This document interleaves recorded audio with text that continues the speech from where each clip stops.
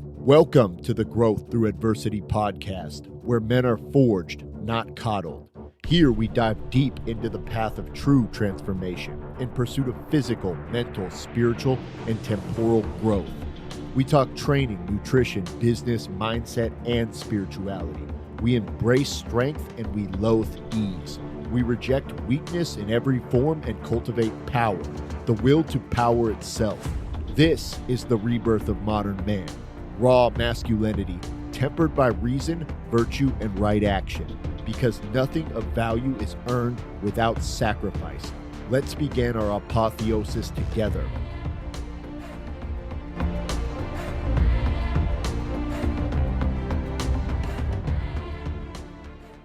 Welcome to another episode of the Growth Through Adversity podcast with your host, Ragnar the Warwolf. What is up, people? Hope everybody is having a fantastic day. So what we're going to talk about today is we're going to talk about the difference between compound movements and isolation movements. I get these questions all the time. What do they do? I want to do more of this one. I want to do more of that one. I like this exercise. I don't like that exercise. I get it. I have my own personal favorite exercises. There's some exercises like the Bulgarian split squat that if I never did it again in my fucking life, it would be too soon. But at the end of the day, every different exercise and every different modality has a place in your program when it's put there intelligently. And we're going to get into a little bit more about what that means. But when we build programs, we don't just build programs arbitrarily, right? So we're not just trying to say, hey, he's going to be at the gym for 30 minutes. Let's just like fill that time up with 30 minutes worth of exercise or an hour or whatever it is. We're looking at your goals, what you're trying to do. We're looking at your injuries, limitations, the things that we need to work on, rehab, create more stability. Now, that one's a big one because honestly, like the kinetic chain, your body is it's all connected and everything works together in what's called synergy in the body, right? And so a lot of times, like you'll be like, man, I have fucking elbow pain and my elbow hurts. And like immediately in my mind, the first thing is there's nothing wrong with your elbow. They could do an MRI of your elbow tomorrow, and there's absolutely nothing wrong with your elbow. The pain is probably originating at the wrist with bad wrist structure. We start to bend the wrist back too much. Everything gets overstretched. Things get pulled on. Things get inflamed, right? So, a lot of times when you guys tell me something that's hurting, it's like I'm building something into your program and you're not even aware of the fact that it's addressing some other thing that, had come up in your past. Unilateral movements are a great example. Bulgarian split squats, if we're having pain anywhere along the spine, anywhere through the hips, the knees, a lot of times those are going to be the fix, is creating a little bit more balance in the kinetic chain and a little bit more stability throughout the hips and the lower back. So that's one example of the things that we're going to look at. And then it's like results, like what are you trying to do? You know what I mean? Are you training for strength? Are you training for just overall wellness, health? Are you training for physique? Are you training for performance? So all of these look different, and all of these we're going to put things together different.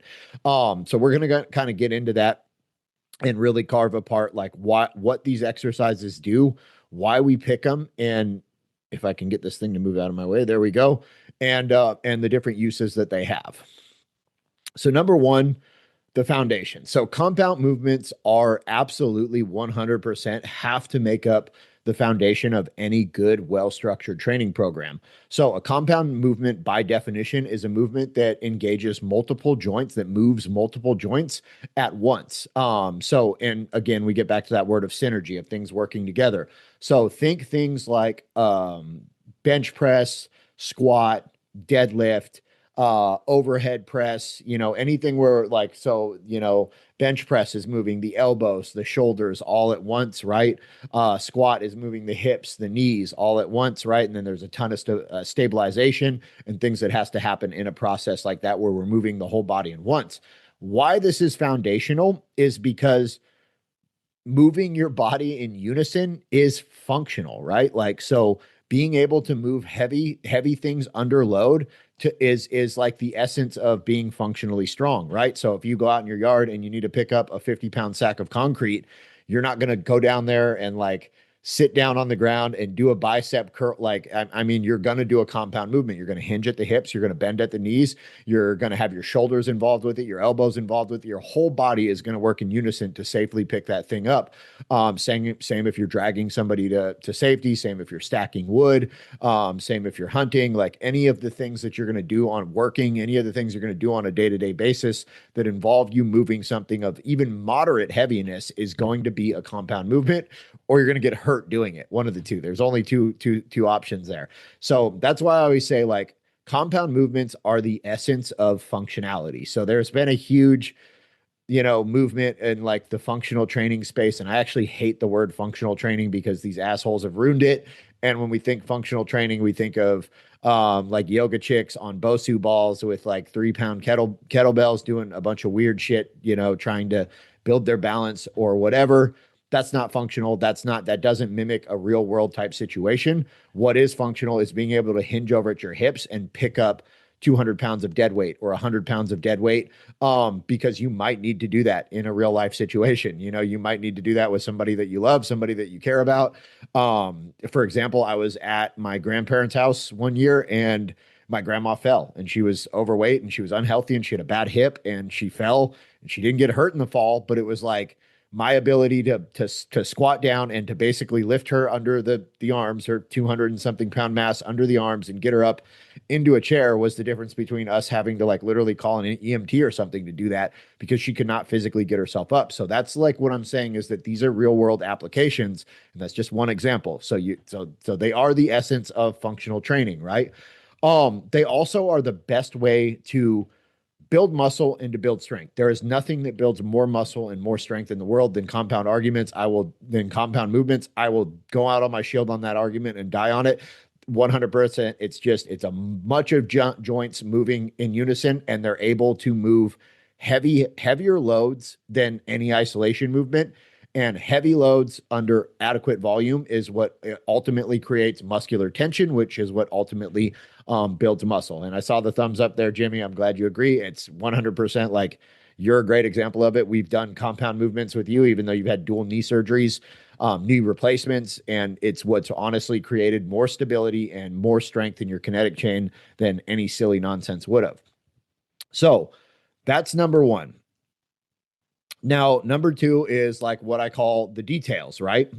These are going to be your isolation movements. So we're talking about one joint, or, sometimes it's a couple of muscles. There's a lot of muscles on the body, but it's really one joint, one muscle, and total focus. This is something like a bicep curl.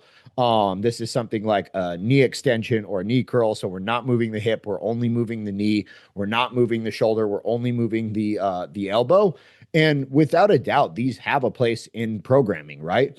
And so what they do is they really isolate a muscle. So they separate the small muscles out from the big muscles. This is where compound movements fail, is that like your quads are incredibly strong, right? And your chest is incredibly strong.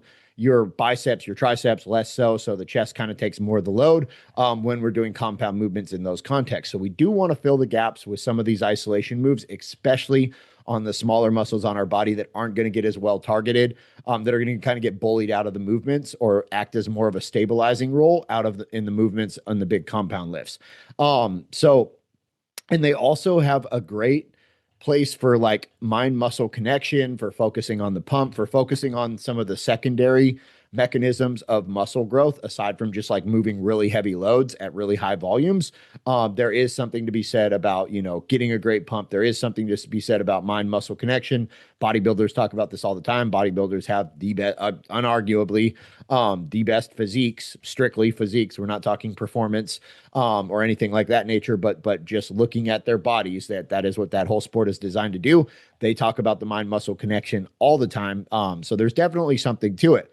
So how we kind of blend all of this together. Also, isolation movements are great for rehab moves, right? So where if something's hurt, then you can do an isolation move, but you might not be able to do a compound move. So a lot of times when my athletes are injured, then it's like, okay, so we're going to switch from more of a compound base into more of the isolation moves that they can do, or the parts of the body that they can do.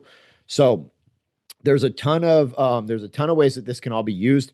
And also, like, these work as great accessories. So we fatigue things with the big heavy compound lifts. That's why we do them first earlier in the program when we're fresh. And then once those muscles are already fatigued, it's great for these little accessory movements to come through and just polish off the smaller muscles that maybe didn't get totally murdered with the big ones. So everything kind of works in unison. So in programming and on how we combine them, this is like really important. So compounds, like I always tell people, basically two models, one athlete, two models, one person, however you want to look at that, is compound movements. I want you to train like a strength athlete. I want you to train like a power lifter. I want you to focus on having great mechanics, great motor patterns, you know what I mean, being highly efficient in your lifts, lifting properly so you don't get injured. But I want you to focus on moving the weight from point A to point B as efficiently and with as much force as possible, right? So again, force, position, load. These are the things that we're thinking about as when we're training like a strength athlete. So that's how you're going to do your big compound lifts. That's what matters. That's what's going to make you stronger. That's what's going to add most of the muscle tissue on your body. Marcon, what's up, man? Number two, isolation movements. I want you to train like a bodybuilder. So I want you to think tension, pump, detail. I want you to drop the load on a single arm bicep curl.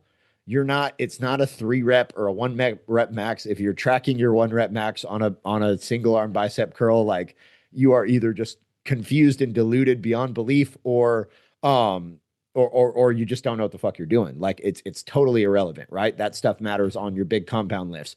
On the little stuff, it's like drop the weight. I want you to focus on connecting with that muscle, feeling the bicep burn, feeling the tension in the bicep, feeling the muscle fill up with blood, feeling the tension, feeling the little tweaks as you pronate your wrist or you supinate your wrist at the top, twist your wrist, how you can feel the bicep engage even harder. I want you to focus on all the stuff that you don't focus on in your big strength movements, in your little isolation movements. So we're basically attacking growth, hypertrophy, through two different methods. Again, through raw muscular tension and load, and then also through isolation, pump, and kind of focus, and just really being honed in on the detail and understanding how that muscle works and how to target it with the different movements.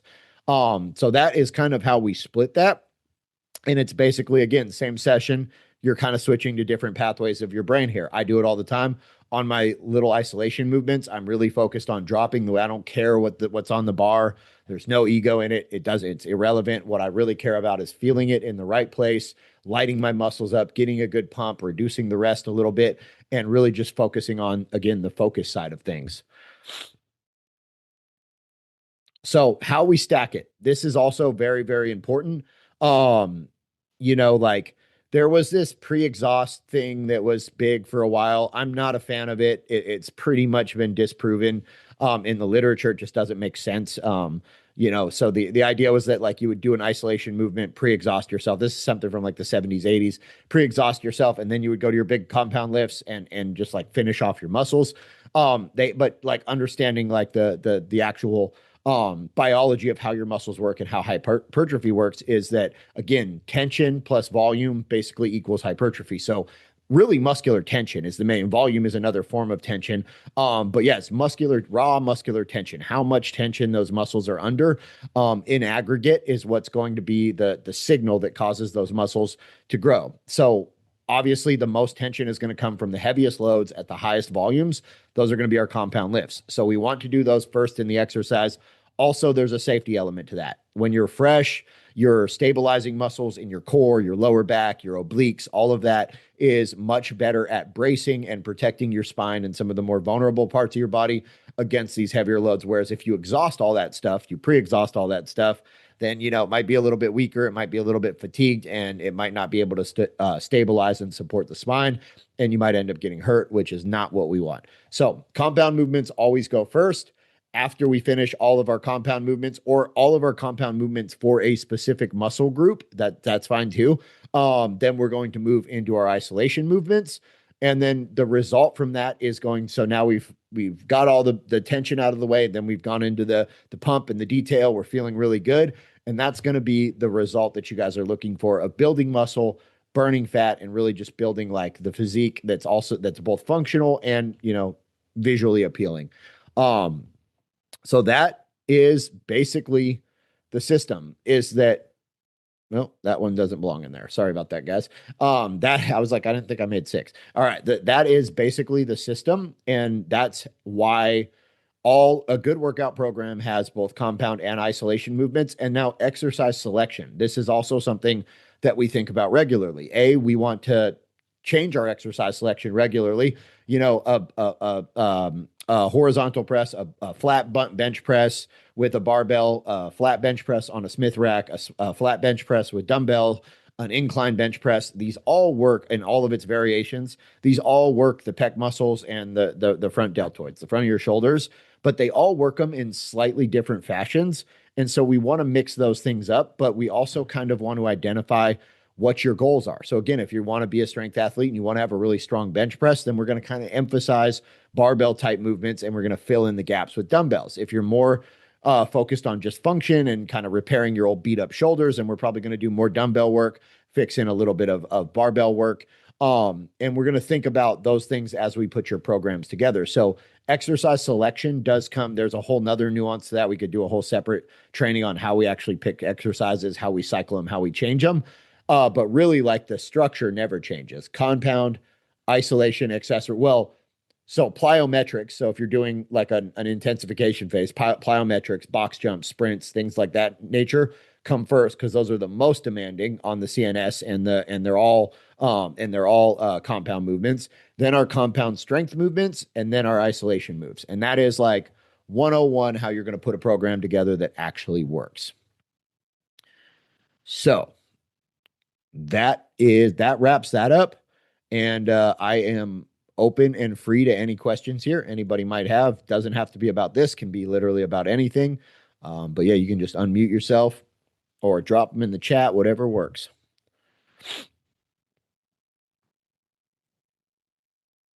Captain Jimmy, I see unmuted. What's up, man? Checking it out, enjoying it.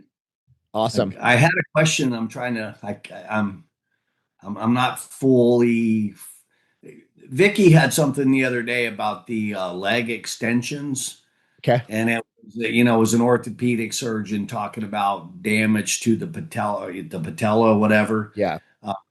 Yeah, I'm sure you wouldn't have us doing that if doing these. You know what I'm saying? I think it's like out of a million people out there using that, this guy gets a few people, hey, do you do this? And they say, oh yeah, I do that in the gym. And So maybe they do 100 other things too that affects their joint or whatever. Who So knows? she's not wrong. It has been a hotly debated thing in orthopedics in orthopedic circles and like PT circles. There was a study, it's relatively obsolete and outdated now. There was a study that came out that it puts unusual shear forces on the knee joint, can cause damage to the patellofemoral cartilage, the cartilage underneath your knee. What we found more and more recent research has found that when used properly, a lot of like the top knee PTs now that are do a lot of PT on knees actually use a knee extension in a limited range of motion. So either, in a limited range of motion, so either the lower end or the top end, not the whole range of motion, which can be really good for building up, kind of correcting imbalances in the muscles around, the vastus and the medial lateralis there, the muscles that kind of cause the teardrop and the outer side of your knee there, where the quads come down and attach to the knee. So it can be very useful for PT uses. More and more, they've trended more in that direction, the specialists in those departments anyways. Although I'm sure there's still, like, it's like anything else. There's going to be like old guard people that are just like, no, it's horrible. It'll destroy your knees. What I've seen in working with hundreds of people and talking to hundreds of people and lots of different PTs and stuff like that is that when performed properly, so the problem with them is if you hyperextend the knee, if you're aggressively kicking up and you're kind of ending that knee in a hyperextension, Right. I definitely think, but like, I mean, if you watch videos on leg press, people have broken their legs backwards by locking their knees out Oh, at the top of, like fucking cricketed their legs don't do backwards. that. Yeah. Yeah, so don't lock your knees. Like, stop your knees before they come to full extension on any leg exercise you're doing. Literally train yourself to where you either stop right before full extension and then slowly go into full extension, or just stop with the muscles under tension, which is going to hurt more and cause more tension on the muscles because you're not giving them that rest when the bones are resting on bones. So that's the number one rule. And then also, like, nothing irky and jerky, slow and controlled. You can be explosive on the extension, again, slowing it as you're getting towards the top, nice and controlled on the eccentric, on the downward phase. And if there's a part of it that hurts you specifically, then maybe it's a movement that you avoid. That's the thing, is that you'll have an isolated case where something injures one person, but you don't know enough of the details. Like, you weren't there to witness them. Like, what were they doing? What did their form look like? What did their mechanics look like? Exactly. You know what I mean? Or maybe I just do. like you get to x-raying their knee and they have a knee that's put together strange. They have some kind of, birth defect, or, genetic defect, or just weird moment arms and levers in the knee, to where that knee is under abnormal shear forces and stresses when it does an exercise. But the vast majority of people without an active knee injury, and even some of them with an active knee injury, I'm perfectly happy to program in those, because when used properly, they will definitely help strengthen up all the structures around the knee. That's kind of the beauty of them, is they hit the kind of the end of the muscles there, whereas squatting and your more hip hinging and your more knee flexion movements hit the top end of your quads and the middle part of your quads more. And those kind of the end of the quads there, where they attach to the knee, get neglected. So the knee extensions really work that part. That's why you feel it burned right down by your knee, because that's the part it's focusing more on knee extension and less on the hip side of a squat. Well, that's what I was going to say. They really do hurt me a lot. Yeah, in a Right good way. across my quads, Yeah, right where I want them to hurt, man. It they hurt me burns like a and burns. motherfucker. They're one of my favorite lifts. Yep. Yeah, I hate it so much, and I love it because I'm looking at the muscles. I can see that there's activity. I mean, you can see it and feel it big Yep. time. So I love them. Yep. I It's love another them. exercise too, that it's like, it's not an ego lift. It's not a big compound lift. It's like something that, find a weight that's, you can get your programmed reps for. But it's like, you shouldn't be breaking down form. Like, I would rather you do an extra 5 reps and really just light those Yeah, things on fucking fire than yeah. try to like, hump your way through a heavier Oh lift yeah. that's too much for you. Yeah. So it's I one of I those, you're watch going to people get in the more I out of it. watch people in the gym now all the time, and they're like banging the weights real hard. Their body is jerking and they're slamming there, and I'm like, dude, what are you doing? Ragnar will walk up and slap you. Yeah. It's a I'm kidding. I know you good way wouldn't. to get hurt for sure. Like, It's crazy. it's Yeah, a I fast love that. track to a torn fucking tendon or ligament. Yeah, Yep. absolutely. Cool. Any other questions? Absolutely. Does that answer your question? Oh, absolutely. Yeah. I mean, I just wanted to hear your opinion on it because I'm going to Yep. keep doing them. I love them. Yeah, definitely. Just listen to your body. If you've been doing them for, over a year, and Yeah. your knees feel better than they did before, that alone tells at least you, that in your isolated anecdotal evidence that you have, that they're Yeah. very good for you. I've And got I've two seen that replaced more and knees more and with they don't guys scare me a with bit. pre-existing knees and all that Yeah. stuff. When performed correctly and with the right loads, like, those are fucking fantastic for your knees. Yeah. Love them. Love Yep. them. Awesome. It's the same people that say that bench pressing is bad for your shoulder. Bench pressing is not bad for your shoulder. Bench pressing with bad form can hurt your shoulder or your chest or your elbow or Right. your wrist, but building the muscles up in your shoulder ultimately is going to be good for them long term, if you have good mechanics and you're not lifting more weight than you can safely handle. Right. Right. Cool. All Cool. right. If nobody else has any questions, I'm going to let you guys go and enjoy your evening. Catch you guys Good to see you, later. buddy. Yep. Later. Take care, guys. Give me a call sometime, Tom. You bet, man. We'll do it. All right. See you Talk guys. to y'all later.